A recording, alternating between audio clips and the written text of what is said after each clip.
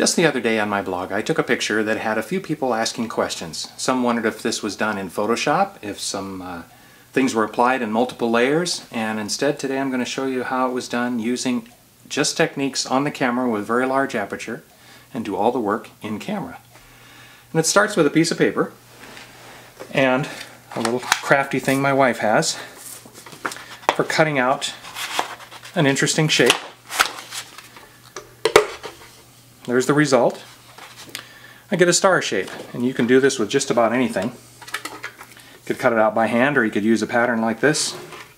I'm going to use the lens cap off the lens from my camera and mark out a circle to then follow around. It gives me a cookie cutter to put in front of the lens.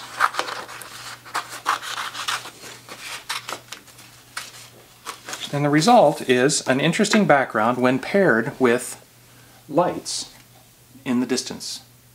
Let me show you what that's about. So I'm going to take that cookie cutter, add a little scotch tape to the corners, or the edges of it, and simply tape it in front of the lens. You could do this by holding it in place. Taping it makes it easier to concentrate on what's going on in the viewfinder. But now I'm ready to take a picture. Watch what happens. Hey, I'm going to start out by focusing on the lights on the tree. They make a nice background in the other end of the room, and they're little point lights, very small lights, so they're a little point source of light. And as I change the focus to my foreground, you'll see that shape come into play. And then we're ready to take a picture with an interesting background. Click. There we go.